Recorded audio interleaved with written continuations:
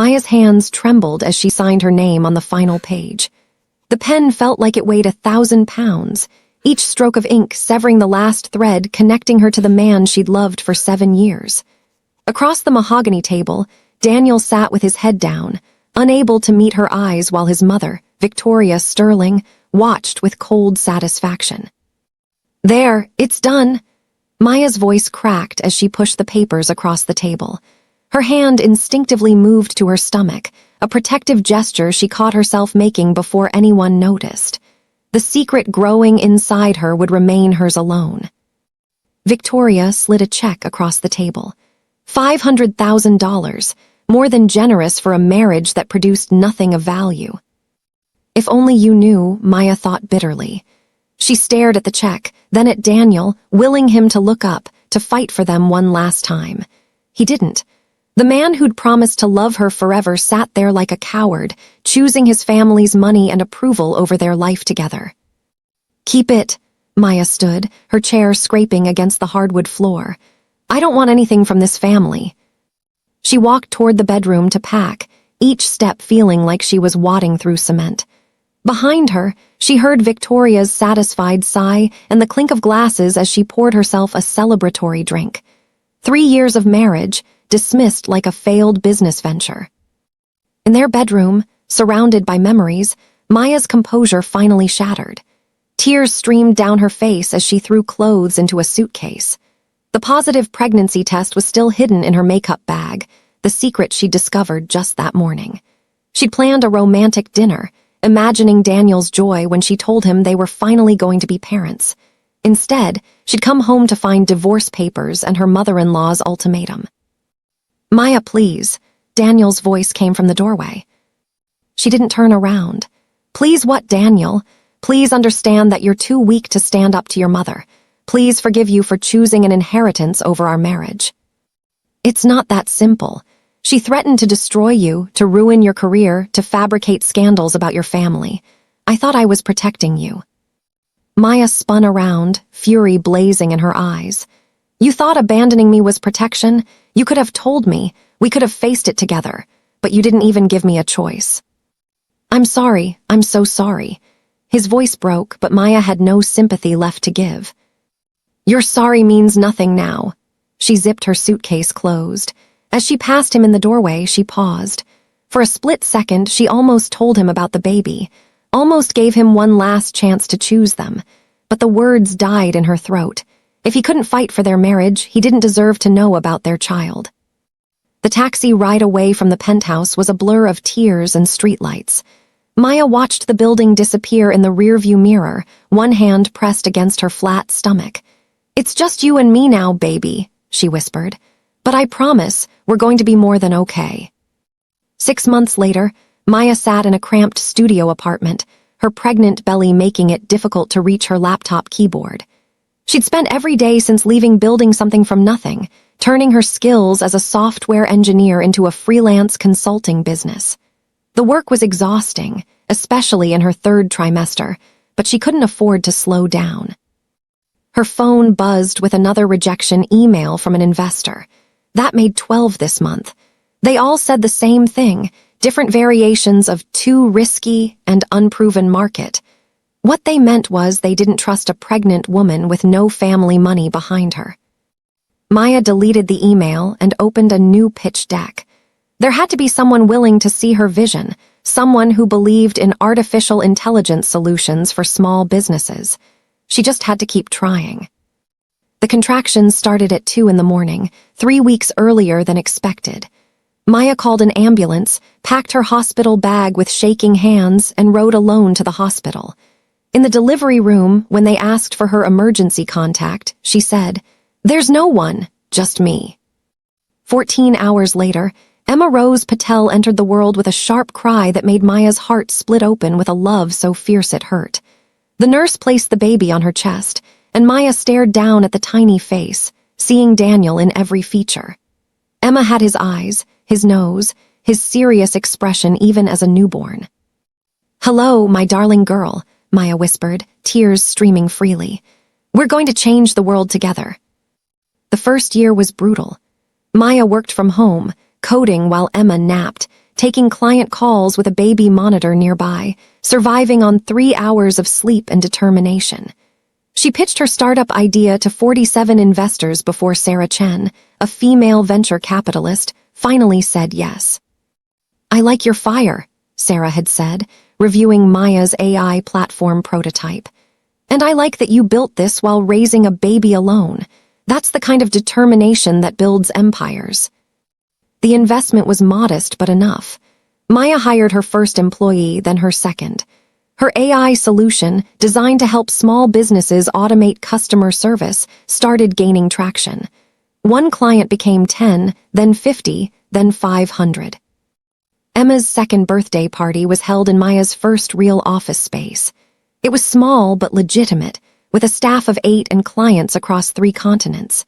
Maya looked around at what she'd built, at her daughter blowing out candles surrounded by her makeshift family of employees who'd become friends, and felt something shift inside her. The broken woman who'd left that penthouse was gone. In her place stood someone stronger. The growth was exponential after that.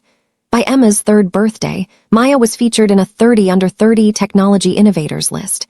By her 4th, she was on the cover of Forbes, her company valued at over $1 billion. The media called her a prodigy, a visionary, an overnight success.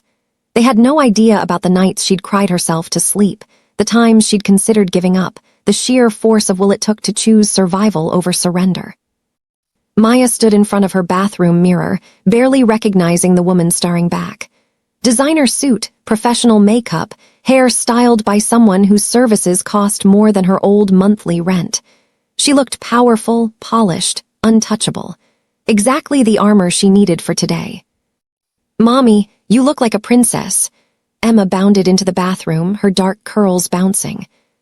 Maya scooped her up, breathing in the scent of her daughter's strawberry shampoo. "Thank you, baby. Mommy has a very important meeting today." "Another boring business thing." Emma wrinkled her nose in a way that reminded Maya painfully of Daniel. "Something like that. But this one's special." Maya set her down, smoothing Emma's hair. "Be good for Mrs. Chen today, okay?" In the car, Maya reviewed the acquisition file one more time.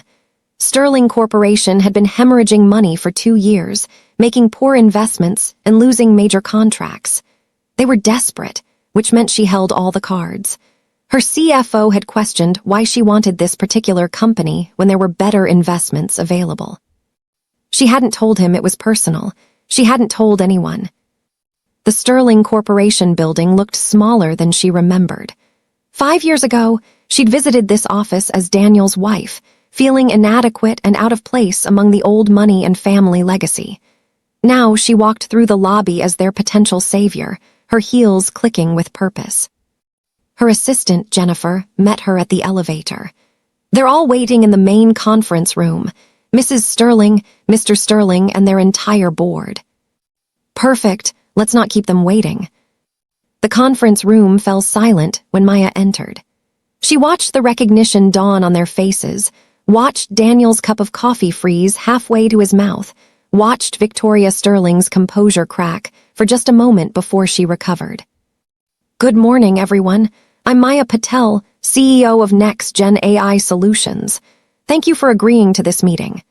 Maya's voice was steady, professional, revealing nothing of the chaos inside her chest. Daniel stood abruptly, his chair scraping. "Maya, what are you doing here?" "I'm here to discuss acquiring your company, Mr. Sterling. Please, sit down. We have a lot to cover."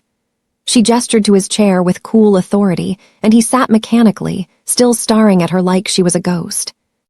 Victoria found her voice first. "This is highly irregular.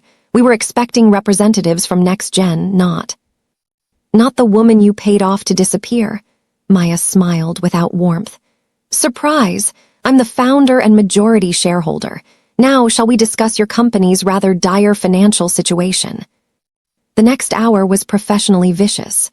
Maya laid out Sterling Corporation's failures with surgical precision, each slide of her presentation another cut. Declining revenue, lost contracts, poor market positioning, outdated technology infrastructure. She'd done her homework, and her homework showed a company circling the drain. "You have 2 options," Maya concluded. looking directly at Victoria. Sell me controlling interest, 80%, and I'll inject enough capital to save the company and your employees' jobs. Or refuse, declare bankruptcy within 6 months, and lose everything including the sterling name. This is blackmail, Victoria hissed. No, Mrs. Sterling, this is business, something your family apparently forgot how to do. Maya closed her laptop. I'll give you 48 hours to decide. My assistant will send over the preliminary contracts. She stood to leave, and Daniel jumped up, following her to the door. Maya, please wait. Can we talk? Just 5 minutes. We just did, Mr. Sterling. 48 hours. She walked toward the elevator, but he caught her arm. Please, not about business, about us, about what happened. Maya looked down at his hand on her arm until he released her. There is no us, Daniel. There hasn't been for 5 years. Now, if you'll excuse me, I have other meetings. She made it to the parking garage before her hands started shaking. Seeing him again, being in that building, it brought everything back. The pain, the betrayal, the night she signed those papers carrying his child. Maya sat in her car, gripping the steering wheel, forcing herself to breathe. Mommy. Maya's heart stopped. She turned to see Emma running across the parking garage, Mrs. Chen hurrying after her apologetically. I'm so sorry, Maya. She insisted on surprising you. She missed you. But Maya wasn't looking at Mrs. Chen. She was looking at Daniel, who'd followed her down and now stood frozen, staring at Emma with absolute shock written across his face. Emma crashed into Maya's legs, hugging her tight. I wanted to see where you work. Baby, what are you doing here? Maya tried to keep her voice calm, but panic clawed at her throat. Daniel moved closer, his eyes never leaving Emma. The resemblance was unmistakable. Emma had his dark hair, his hazel eyes, even the slight cleft in his chin. There was no hiding it, no explaining it away. She's mine. Daniel's voice came out barely above a whisper. She's my daughter. Emma looked up at the strange man with curiosity. Who are you? Maya scooped Emma up, her protective instincts roaring to life. Mrs. Chen, please take Emma to the car, now. Maya, please, Daniel's voice cracked. Please don't go. How old is she? When? Why didn't you tell me? You lost the right to ask me questions 5 years ago. Maya's voice was ice, but her hands trembled as she handed Emma to Mrs. Chen. I have a daughter, Daniel's face crumpled. All this time I have a daughter and you never told me. You have nothing. Maya's composure finally shattered. You have no right to her, no claim to her, no place in her life. You made your choice, Daniel. You chose your mother's money and approval over our marriage. Did you really think you deserved to know? That's not fair. You don't get to make that decision alone. I get to make every decision about my daughter. I've earned that right by being there for every moment you missed. Every sleepless night, every fever, every scraped knee, every first word and first step. I did that alone because you were too weak to fight for us. Daniel's face went pale. Maya, please, let me explain what really happened. My mother threatened to destroy you. She had fabricated evidence ready to go to the press, scandals that would have ruined your career and your family's reputation. I thought I was protecting you by letting you go. So you made that choice for me. You decided I was too fragile to handle the truth. Maya's laugh was bitter. That's not protection, Daniel. That's control, just like your mother. I was wrong. God, I was so wrong about everything. But please, she's my daughter too. I've already missed 5 years. Don't take any more from me. Emma's voice called from the car. Mommy, are you okay? Maya took a deep breath, forcing herself back under control. We're not doing this here. Not in a parking garage where my daughter can hear us. Then where? When? Maya, please, I'm begging you. She pulled out a business card, scribbling an address. My penthouse, tonight at 8. Emma will be asleep. We'll talk then and only then. But Daniel. She looked him dead in the eye. Don't mistake this for forgiveness. I'm doing this because my daughter asked me last week why she doesn't have a daddy. Those words broke my heart. But if you hurt her, if you disappoint her even once, I will make sure you never see her again. Do you understand? He nodded, clutching the card like a lifeline. I understand. Thank you. Thank you for giving me a chance. Maya drove home in silence. Emma chattering in the backseat about her day, oblivious to the earthquake that had just hit their lives. That night, after reading 3 bedtime stories and singing Emma's favorite lullaby, Maya stood in Emma's doorway watching her daughter sleep, that fierce protective love flooding through her. "I won't let him hurt you," she whispered. "I promise." At exactly 8 o'clock, her doorbell rang. Maya opened it to find Daniel looking nervous and smaller somehow than he had that afternoon. He stared at the penthouse, taking in the floor-to-ceiling windows overlooking the city, the expensive furniture, the original artwork on the walls. "You've done well for yourself," he said quietly. I had a daughter to raise." Maya didn't invite him to sit. "You wanted to talk. Is she healthy, happy, what's her name?" "Emma Rose Patel. She's brilliant, funny, stubborn as hell, and yes, she's happy. She goes to the best private school in the city, takes ballet and piano lessons, has more friends than I can keep track of. She's everything." "Emma," Daniel's eyes filled with tears. "That was your grandmother's name." "I know." Maya's voice softened slightly. She deserved to carry forward the name of someone good. "Maya, I know I have no right to ask anything from you, but please, let me know her. Let me be part of her life. I've spent 5 years regretting every day, every moment that I let my mother control me. I've been in therapy, I stood up to her 6 months ago, I divorced Amanda after a year of a loveless marriage. I've been trying to become the man I should have been for you. This isn't about you, Daniel, or even about us. This is about Emma and what's best for her. Every child deserves to know their father. You know that's true." Maya walked to the window, looking out at the city she'd conquered. "The night I left, I almost told you. I stood in that doorway with the pregnancy test in my bag, and I almost gave you one more chance. Do you know why I didn't?" Daniel shook his head, moving closer. "Because I realized that if you couldn't fight for our marriage, you'd never fight for our child when things got hard. Your mother would have demanded custody, used her money and lawyers to take Emma from me, raised her to be just like her. I couldn't let that happen." "You're right. Back then, you would have been right. I was weak, controlled, terrified of losing my family's approval. But I'm not that man anymore, Maya. The past 5 years have been hell. Losing you was the worst mistake of my life, and not a day goes by that I don't think about what we could have had." "Pretty words, but words are easy, Daniel. It's actions that matter." "Then let me show you. Let me prove I've changed, please." He pulled out his phone, showing her pictures. "This is the children's hospital wing I funded last year. $30 million in Emma's name, even though she doesn't know I exist. This is the scholarship program for single mothers going back to school. This is the domestic violence shelter I help run. I've spent 5 years trying to become worthy of a second chance, even though I knew I might never get one." Maya looked at the photos, something in her chest loosening slightly. "You did all this." "I did it because you taught me what real strength looks like. Watching you leave that night, knowing you were choosing yourself over money and comfort and security, it changed something in me. It just took me too long to act on it." They stood in silence for a long moment. Finally, Maya spoke. "I'm not promising anything, but I'll give you supervised visits. 1 hour a week to start with me present. You'll meet her as mommy's friend first. If that goes well, if she likes you, if you prove you're reliable, then maybe we tell her the truth. Maybe."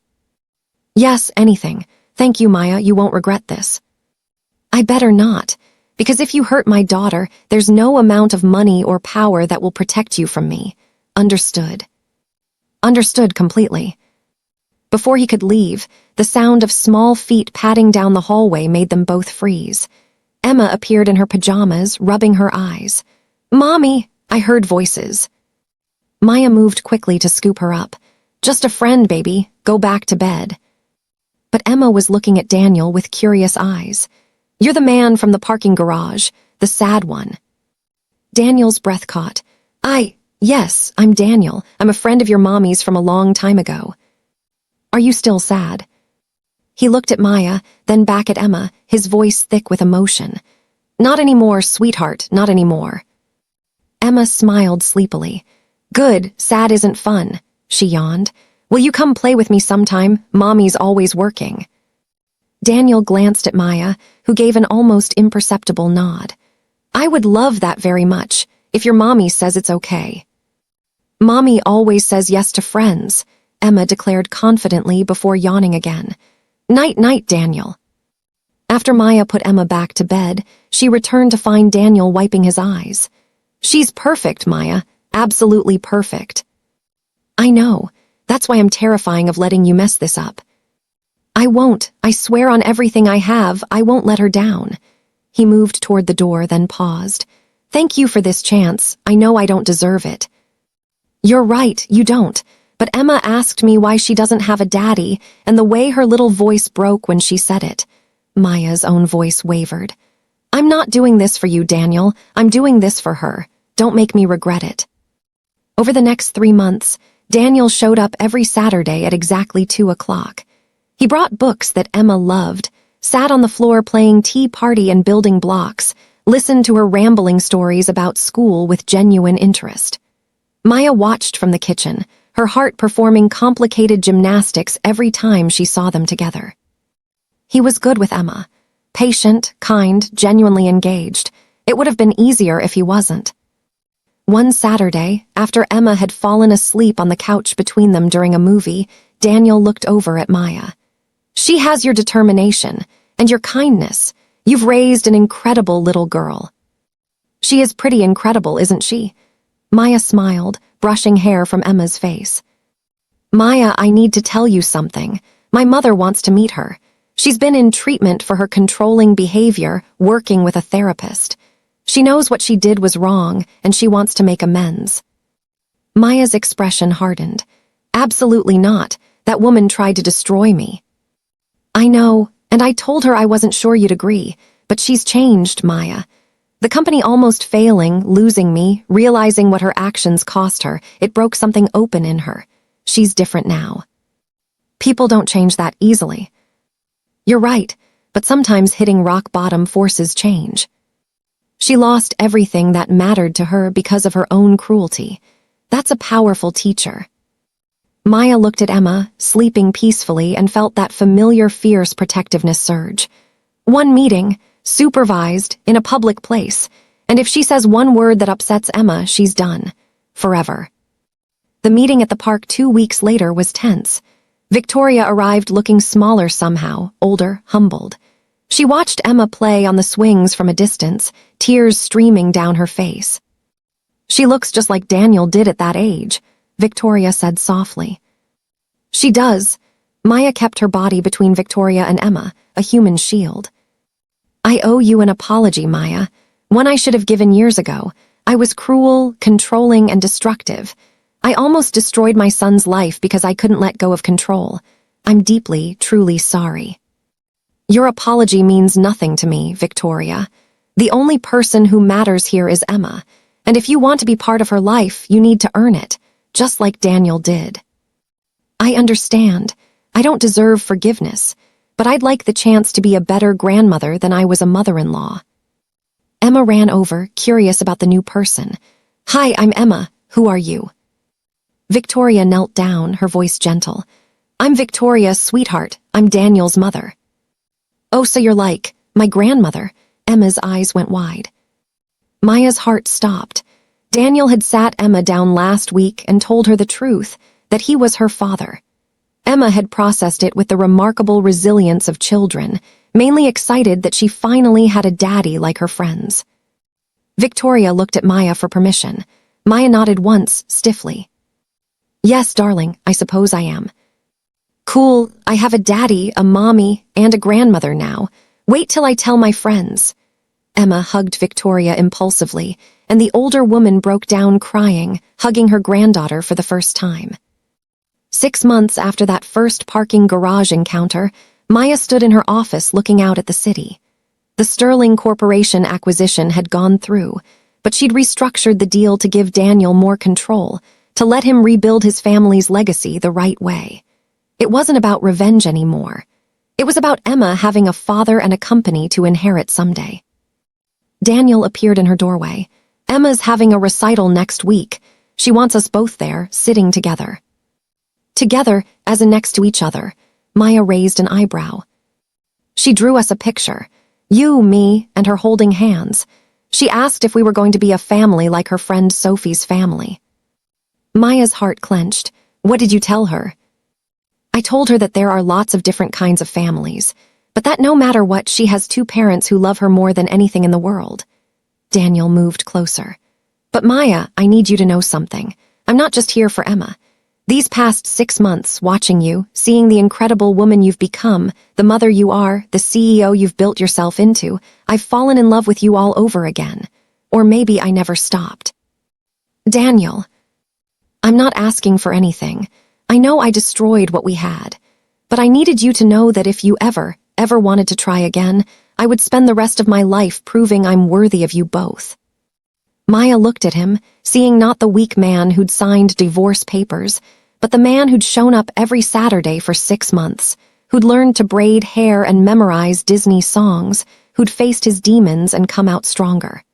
I don't know if I can trust you again, not the way I did before. I know, and I understand, but Maya, I'm not going anywhere. Whether you give me another chance or not, I'm going to be the best father to Emma and the best friend to you that I can be. I'm not going anywhere. At Emma's recital, sitting between Daniel and Victoria, watching her daughter perform with shining confidence, Maya felt something shift in her chest. She'd built an empire from nothing, raised a beautiful daughter alone, and proved to everyone who'd ever doubted her that she was unstoppable. She'd saved herself.